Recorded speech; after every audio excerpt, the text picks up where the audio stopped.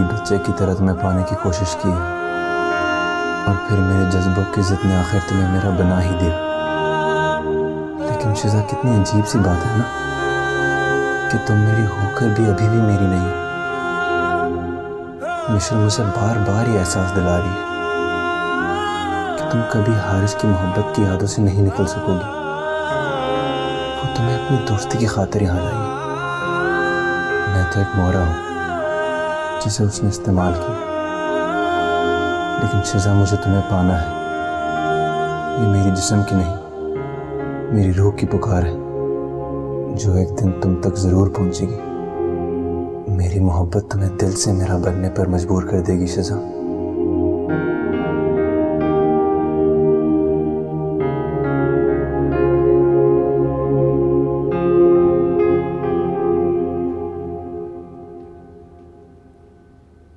खैरियत तो है?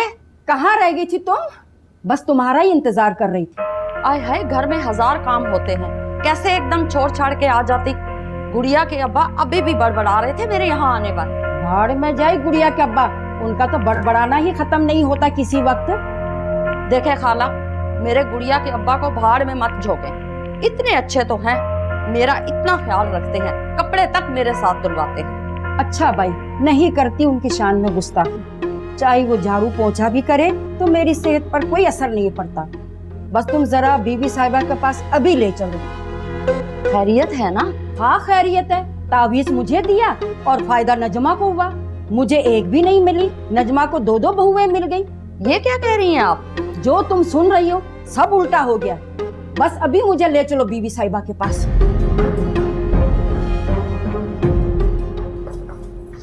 अस्सलाम वालेकुम। वालेकुम सलाम। मुझे लगता है तुम्हें रात को नींद सही नहीं आई। नहीं, मुझे तो काफी अच्छे से नींद आई, बस थोड़ी सी थक गई थी ना। अच्छा, हैरत की बात है, अगर किसी का शौहर किसी और औरत के साथ सारी रात हो तो उसे नींद कैसे आए? आंटी, शिजाब कोई और औरत नहीं है, अरसल की बीवी है वो।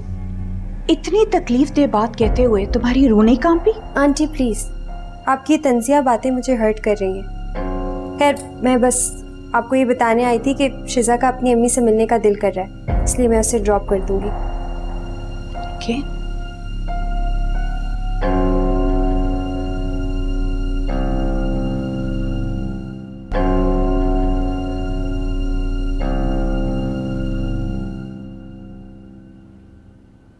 अरे, आप आ गए यहाँ? मैं ला रही थी ना चाय अभी। आसमा, वो राबिया भाभी का फोन है। कह रही थी कि मिशेल और शिजा उनकी तरफ जा रहे हैं। हमें भी बुला रही थी, कह रही थी इकट्ठे नाश्ता करते हैं। कितनी संगदिल है राबिया भाभी। तेरा रहम नहीं आया उन्हें मुझ पर? ये नहीं सोचा कि मैं किस दिल से अपने हारिस की दुल्हन को अपनी बेटी के सौतन के रूप में देखूंगी।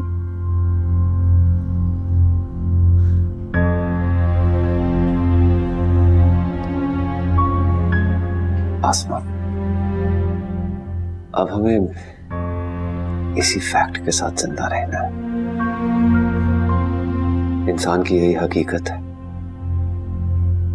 कभी कभी हमें वो जिंदगी जीनी पड़ती है जिसकी हमने ख्वाहिश भी नहीं की होती।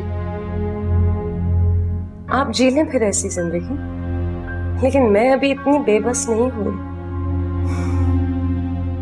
मैं शिजा की सूरत कभी नहीं देखूंगी, ये मेरा फैसला है, समझे आप? चीनी कहाँ है?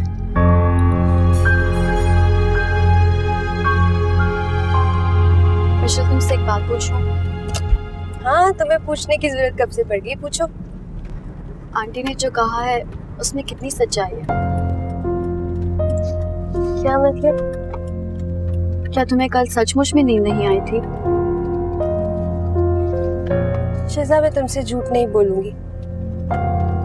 मुझे कल रात वाकई ना एक पल के लिए चैन आया ना नींद। असल के बगैर सोने की आदत नहीं है ना, इसलिए। पागल हो तुम मिशेल, मेरी मोहब्बत में तुमने खुद को किस अजियत में डाल लिया है? लेकिन एक बात याद रखना, अरसल सिर्फ और सिर्फ तुम्हारे हैं। मैं कभी भी दरमियान में नहीं आऊंगी। मैं जानती हूँ यार, लेकिन प्लीज तुम मुझसे कभी बदगुमान मत होना। और तू ना, शौहर के बारे में अगर कभी पॉसेसिव हो भी गई तो मुझे मना लेना।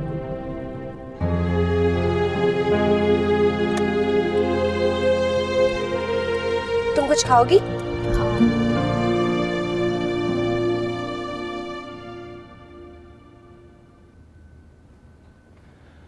अस्सलाम वालेकुम मम्मी।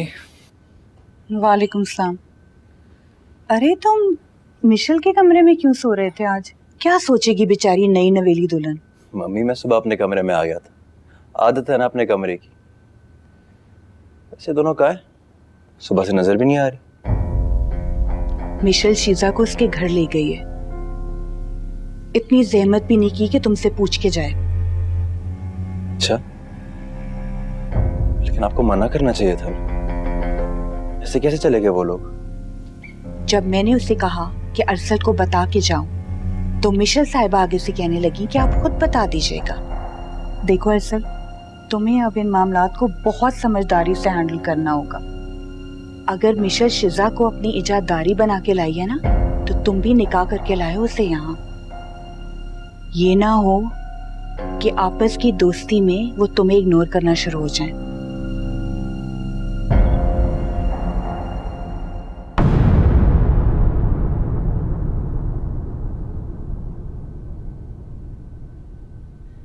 थैंक यू बाबा। मेरे ख्याल में अब ये लोग भी आने ही वाले हैं। जी बस मैं उन दोनों से मिलके फौरन निकलूंगा। आसमा की तबीयत ठीक नहीं है ना। मैं उनके दिल की कैफियत का अंदाज़ा लगा सकती हूँ फिरोज। मुझे बिल्कुल अंदाज़ा नहीं था कि हमें हालात के आगे इतना ज़्यादा झुकना पड़ेगा। मिशेल की ज़िंदगी की कीमत है ये शादी। ठीक कह रही हैं आप भाभी। मिशेल ने अपनी जिद तो पूरी कर ली है, लेकिन मुझे डर है कि कोई नया रिश्ता बना के पुराने रिश्ते भूल ना जाए। तो चाय लो ना। जी थैंक यू।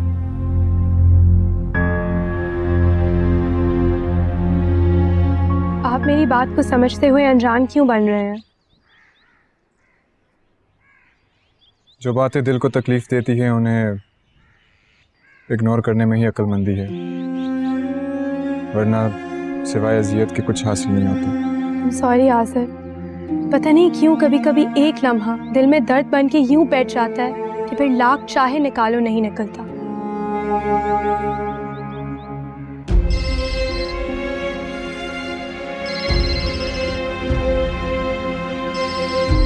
हेलो,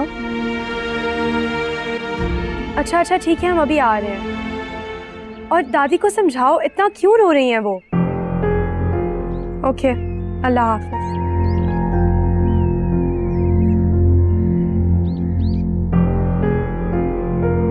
आखिर हुआ क्या दादी को? उसने बार बार परेशान होकर फोन क्यों कर रही है? और दादी रो क्यों रही है? जब से नबील चाचू ने दादी को फोन करके बताया कि वो नहीं आ रहे, तब से दादी सदमे में है। डैडी टूर पर गए हुए हैं और मम्मी फ्रेंड्स के साथ गेट टुगेदर पर। फजूल में मेरी शामत आ गई है। बुरी बात है निम्रा,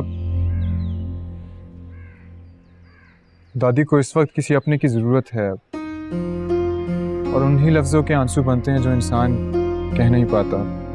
आई थिंक हमें फौरन जाना चाहिए। चलो लेट्स गो।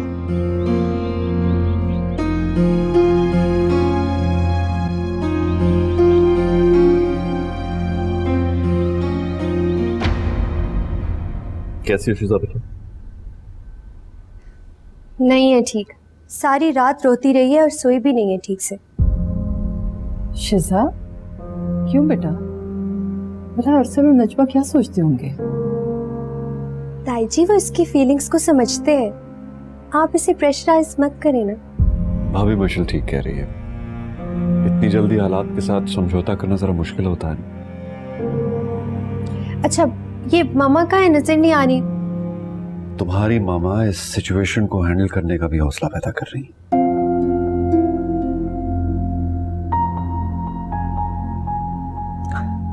तुम्हें भी उनकी फीलिंग समझनी चाहिए। चलाएं, बैठते हैं। जी। आजो बेटा।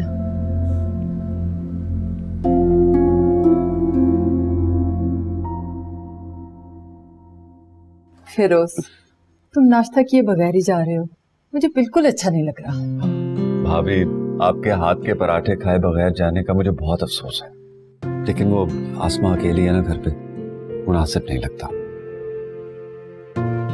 बाबा, मुझे नहीं समझ आ रही मैं मामा को कैसे मनाऊं। आप ही उन्हें किसी तरह समझाएं ना। शिजा के घर आने से मुझे कितनी तकलीफ महसूस हो रही है।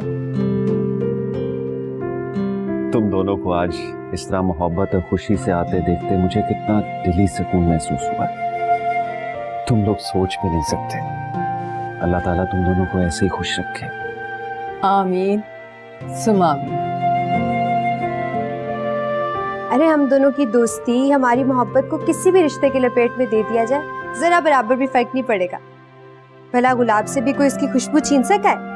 भाई वाह, हमारी बेटी तो आज बा मुहावरा गुफ्तगू कर रही है। बिल्कुल। बस भी कर दो मिशेल, क्यों अपनी इतनी मासूम सी सास के पीछे पड़ी हुई हो? ये सब तो उनके पीठ पीछे की बात है। उनके सामने तो हम दोनों ऐसे खड़ी हुई थी जैसे एक शेर के आगे दो बकरियां। शिजा मेरी बच्ची, हंसते हुए कितनी प्यारी लगती है। और हंसाने वाले को क्रेडिट नहीं देंगे आप? क्यों नहीं?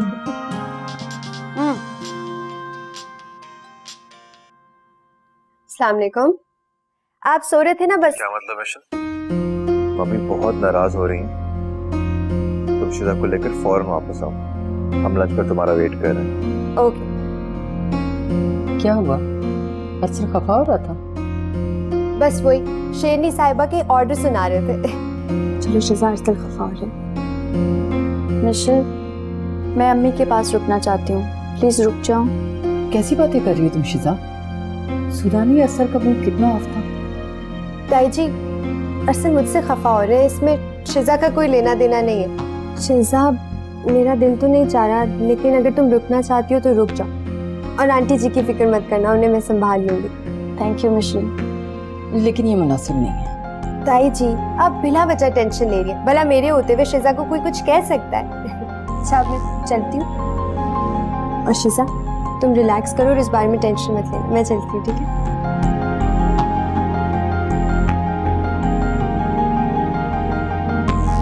चलो मैं तुम्हें छोड़ देती हूँ। अल्लाह हाफिज।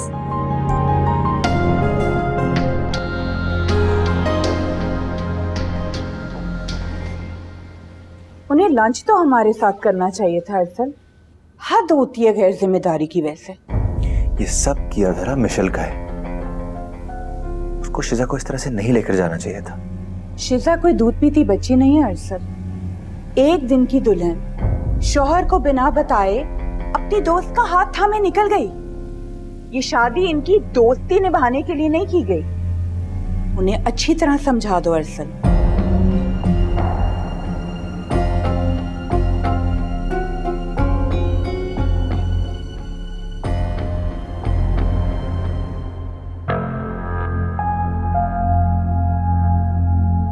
अच्छा हुआ शिजा खुद ही रुक गई।